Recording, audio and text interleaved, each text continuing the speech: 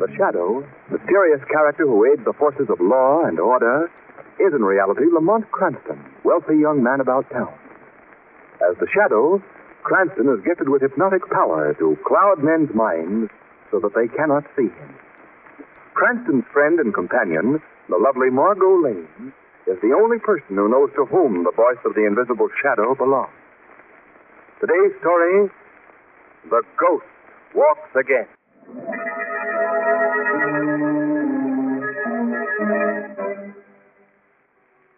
Night. Peaceful, serene night has just fallen on a small New England town. As the village clock strikes the hour of 9, we hear the footsteps of two men of the town on their way to a village meeting. They're taking a shortcut through an ancient graveyard. Sam. Hi. Sam, look up there by the big oak.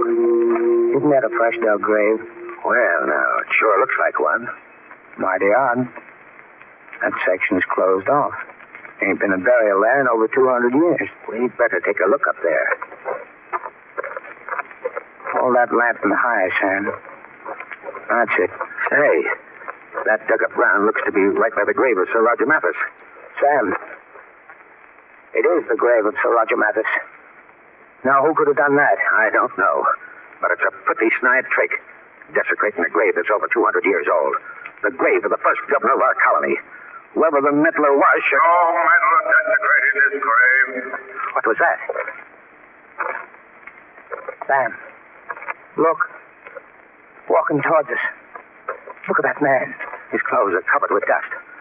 They're strange-looking clothes. Knee breeches, powdered wig, shirt and hat. His face. Look at his face, Sam. It's like a death mask. It looks like the pictures of Sir Roger. I am Sir Roger. I have returned from the dead. No, this is a joke. I do not jest. I have returned to save thee and thy village from its sinful ways. It can't be. It can't be. Silence! If either of thee utter a single word, I shall run thee through with this sword. What do we do, Sam? What do we do? Thou shalt do as I command. Thou shalt learn from the will of Sir Roger Mathis' law. And to break that law means death. Dost thou hear? Death. Well, there's Stebbins. Let's hear what he has to say.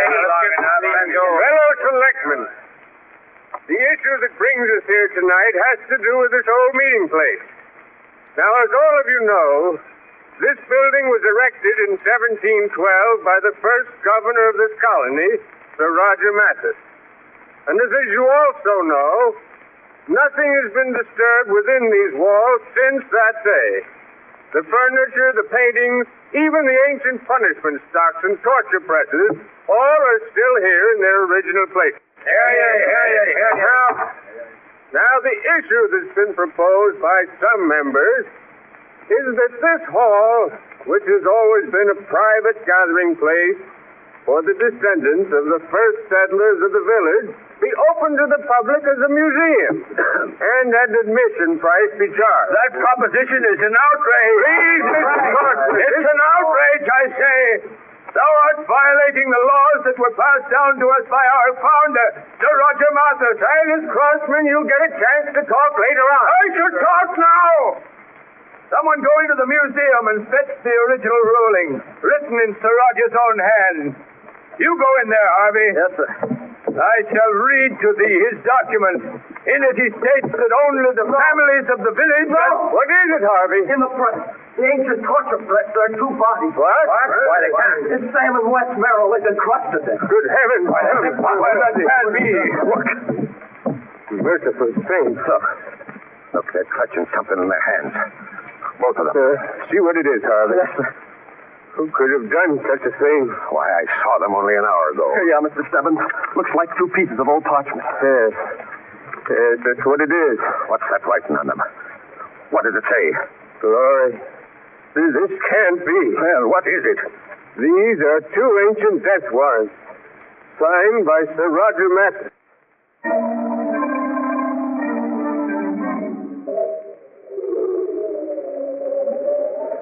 Why don't them state troopers come, Mr. Stebbins? They'll be here soon, Harvey. I don't like being alone in this old place. Someone has to stay here in the hall with the bodies until the police arrive. No, it's scary in here. Well, what is there to be afraid of? What is there to be afraid of?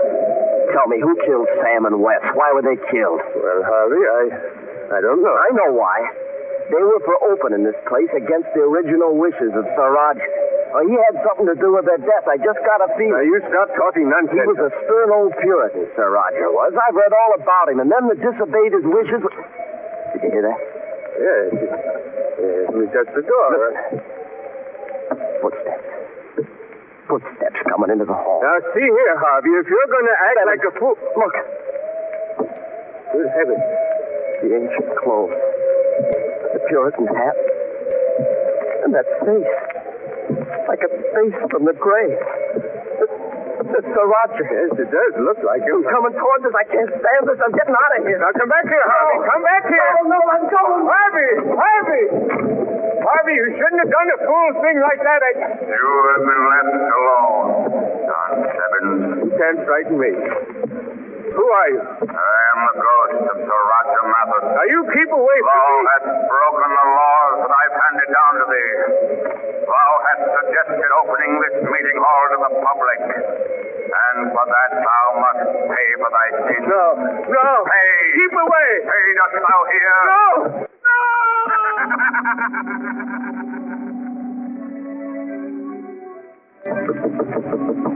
Yeah? Who is it? It's me, Harvey. I gotta see it once, Sheriff. Well, what is it? What's wrong? Sir Roger, the ghost of Sir Roger. We just saw him in the meeting hall. Now, take it easy, Harvey. Where's Mr. Stebbins? He's still in the meeting hall. He's alone with that ghost. Come with me at once.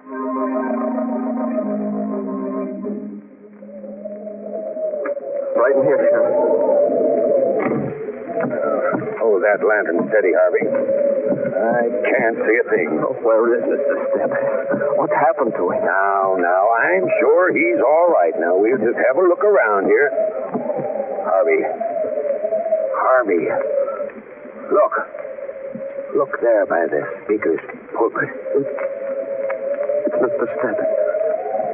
His head and his arms locked in the ancient punishment stock. Yes. Stebbins. Mr. Stebbins. Look, his neck. It's twisted so strange. Mr. Stebbins is dead, Harvey. He's been strangled. Oh. Look there in his hand. He's clutching a piece of parchment. It's the same. The same as the others. Yes. Another death warrant. Signed by Sir Roger Mathis.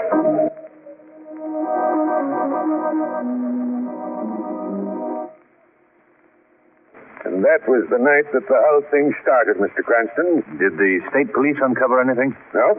They're as baffled as we are. That's why I took the liberty of sending word to you like I did. Well, has the ghost of Sir Roger been seen since? Oh, yes, Miss Lane. Many times. And there have been others that died by his hand. How many others? 2 more. One was found hanging from the tree that was used for just that purpose in the olden days. And the other? He was tied to the ancient ducking stool. We found him in the river, drowned. And were both of these victims clutching a death warrant when they were discovered? Yep, same way. Have there been any clues at all? Any one thing that would link these crimes together? Well, of all the men who died, they were in favor of opening the old meeting place to the public. Oh, I see. But that only strengthens people's belief in the ghost of Sir Roger. They say that this is his vengeance for their proposing such a move. Well, aside from Sir Roger, what living person in this village was opposed to the opening of the meeting place? Quite a few would vote that way. The leader of the faction is old Silas Crosman. Was he present that first night when the bodies were found? Yes, he was. Oh, but you can't suspect him, Mr. Cranston. Old Silas is our leading citizen. His family was one of the founders of the village. I see. You've never even questioned him, then? Oh, no, I haven't. Well, tell me, Sheriff, this ghost of Sir Roger, just where has he been seen? When have these appearances been made? Well, he's always been seen in the old meeting hall. Usually at the hour of midnight. Can it be arranged for us to get into the hall at that hour, Sheriff? Why, certainly. Without anyone in the village knowing that we're there? Yep. Very well. We shall seek out the ghost of Sir Roger Mathis tonight.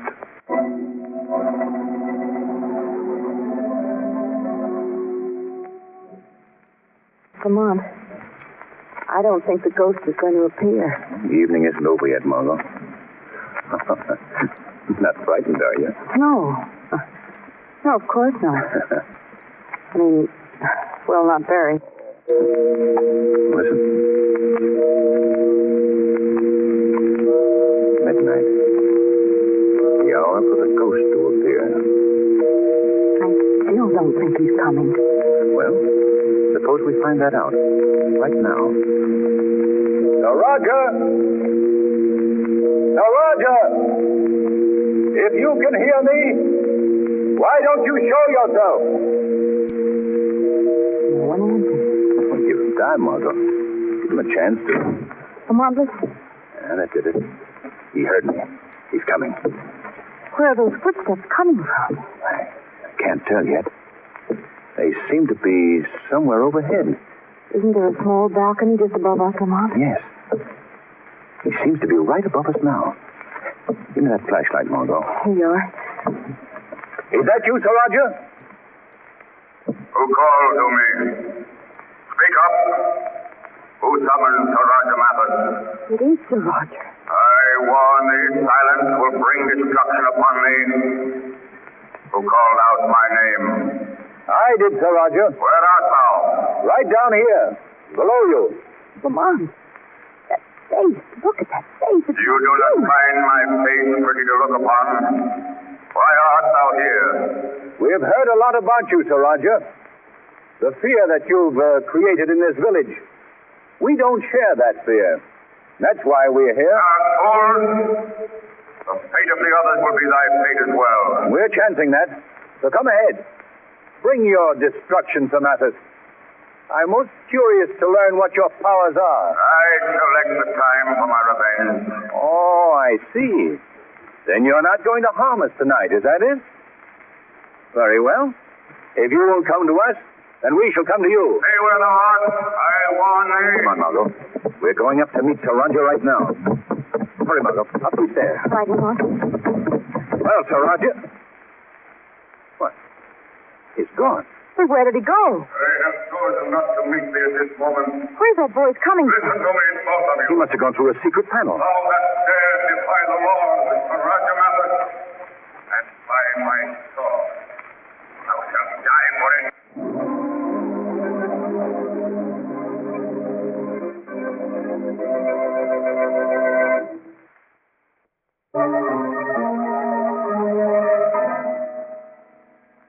My, this meeting hall certainly looks different in the daylight, doesn't it, Lamont? Yes, very much so. Did you say anything to the sheriff about our encounter last night, Lamont? No, I thought it best not to mention it to anyone for the present. Oh. We do know now that Sir Roger proved himself to be a very human ghost. Yes. But who he is and what his motive might be still remains to be discovered. Yes, and how he got away. Yes. That's what we'll try to find out right now. Let's take a look at this wall, Margot. You think he escaped through a secret panel? Oh, undoubtedly. You stay at this end, Margot. I'll look down by the speaker's pulpit. If you find anything suspicious, call me. All right. The panel seems solid enough. There's no sign of any... Good afternoon. Oh. Oh, I'm so sorry. I didn't mean to frighten you. Oh, that's quite all right. I just didn't hear you. Yes, well, I'm Edward Crofton. Oh, how do you do? I'm Margot Lane. Oh, Miss Lane. Oh, Lamont, will you come here? Yes, come in. Lamont, this is Mr. Crosman, isn't it? Yeah, that's right, yes. Mr. Crosman, Mr. Cranston. How do you do, sir? Mr. Cranston. The sheriff tells me that you're trying to track down our elusive ghost. Well, we're making an attempt. I'll be greatly relieved if you find him, sir. Why is that? Well, I've been more or less the leader of the group who wish to open the meeting hall to the public. Most of those who are on my side have met death at the hands of the ghost. Oh, and you feel that you might be next? Yes, sir, I do. Have there been any attempts on your life? No, not yet. Knock on wood. Although my dear uncle probably wishes there had been. Your uncle? Yes, Silas Crossman. He heads the opposition group. Oh. Plenty sore at me, I guess, for disgracing the family name by fostering this move to open the meeting hall. I see. Have you discovered anything that might be a clue to all these killings? No, we were just looking around in here. Having heard of the ghost and knowing that all good ghosts use secret passageways and such, we hoped we might stumble on them. Oh, say, that's an idea. Perhaps I can help you. Well, how do you mean? Well, I'm to be in charge of the restoration work in this hall if it's ever opened, and I have a sheaf of the original plans of the building at home. Oh, really? Could we see them? Well, surely. I'll dig them out for you this evening if you wish. Well, we'd appreciate that. Where shall we meet you? Oh, back here at the meeting hall? All right, that's a date. Fine. Well, I've got to be getting along. Oh, by the way, I trust that no word of this will get to my Uncle Silas. He might... We won't mention it to anyone. Oh, thank you. Goodbye. Margot, I think it's time that we investigated Mr. Silas Crossman. I'm going to pay a call on him right now as the Shadow.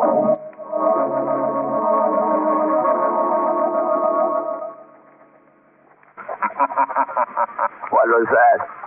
Sorry to interrupt your letter writing, Mr. Crossman. Who are ye? Where does that voice come from? I am right beside you, Silas Crossman. Don't trouble yourself to look for me. No human eyes have ever seen me. What is thy name? I am called the Shadow. What brings thee into my house? I'm here in search of a ghost, Mr. Crossman.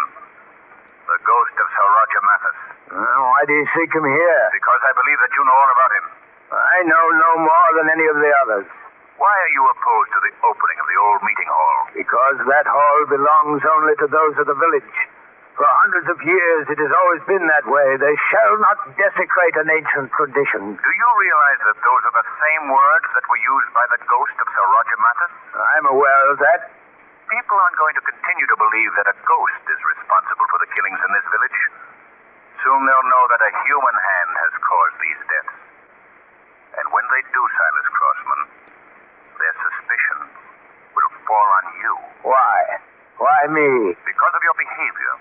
The way you live in this house, surrounded by the relics of the past. You still write with an ancient quill. In your speech, you use the antiquated thee and thou, just as the ghost of Sir Roger does. That proves nothing. You're wrong, Mr. Crossman. That evidence alone would be enough to convict you in a court of law. Now tell me, what do you know about these killings? Nothing. I know nothing about them. Very well. I've given you your chance. And let me warn you, Mr. Crossman, there is no escaping justice. If you are the killer, believe me, you will pay for your crime.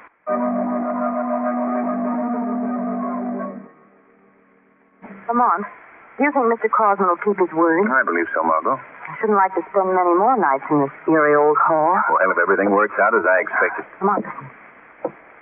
You hear those footsteps? Yes. Can it be Sir Roger again? We'll soon find out. Hello there. I'm sorry I'm late.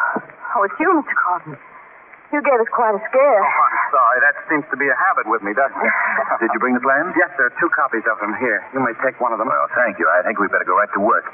We can each start at one end of the wall, Mr. Crossman. Oh, very well. What about me? Oh, if you don't mind staying with me, Miss Lane, I'd appreciate it. You see, my eyesight is rather poor, and in this dim light, I can't... All right. I'll go with you, Mr. Crossman. Thank you. Here are the plans, and here's my flashlight, Miss Lane. Thanks. Call out to me if you find anything. Yes, we will. We can start right here, Miss Lane.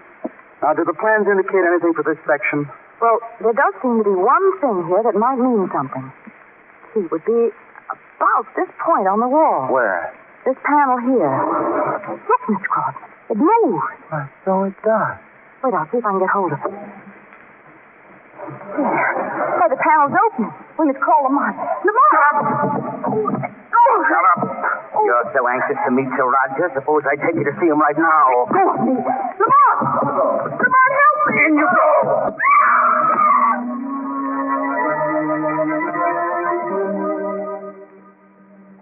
Where are we? Where have you taken? We're in a secret compartment of the cellar beneath the meeting hall. This place is known only to me. You let me out of here. You can cry out to your heart's content if you wish.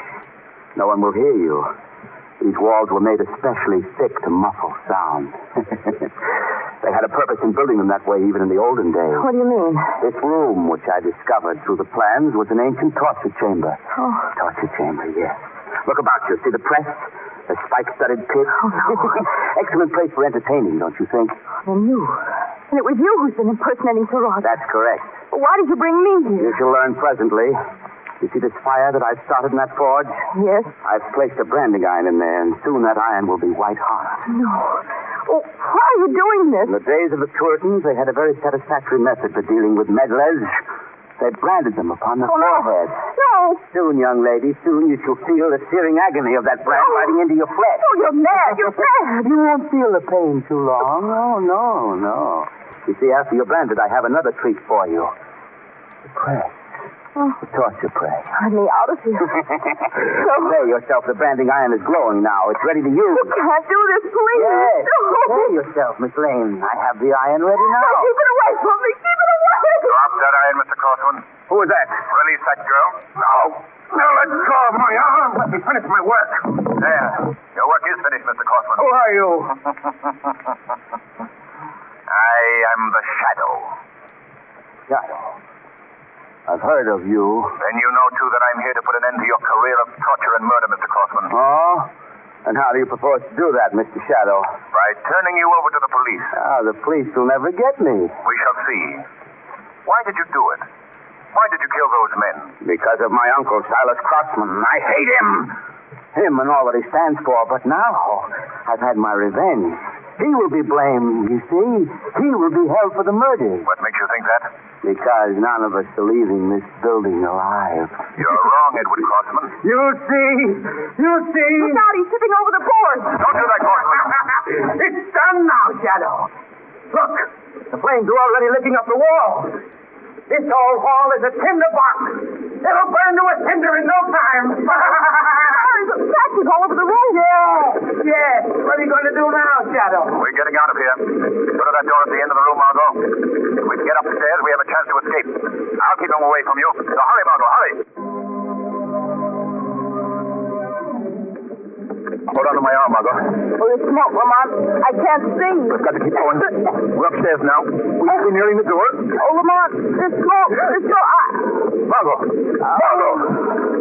Here, I'll carry you. We haven't far to go. We can make it. Only get to the door. To the door. Wait, this is it. I found the door, Margot. We've made it.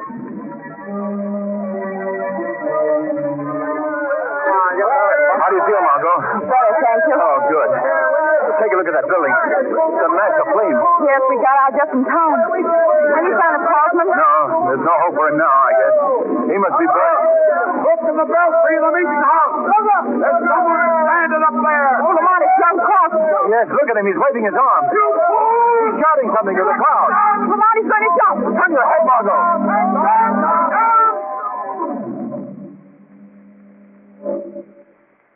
I just left the police, Margot. They searched young Crossman's house. Did they learn anything? Yes, among other things, they found the costume he wore for his ghostly impersonation. Why did he ever do it, Lamont? Well, they found his diary among his effects. That told the real story, Margot. What was it? Well, the young man was most anxious to inherit his uncle's fortune. So he devised the first murder to throw suspicion on the old man, hoping that he would be blamed for it and possibly executed for the crime. Oh, I see. I'm certain he didn't have a very balanced mind to begin with. And after the first killing, he just went berserk with a lust for murder that proved his downfall. Well, this whole affair settled one thing, Lamont. What's that? The town will no longer be divided over the meeting hall because there just isn't any more hall.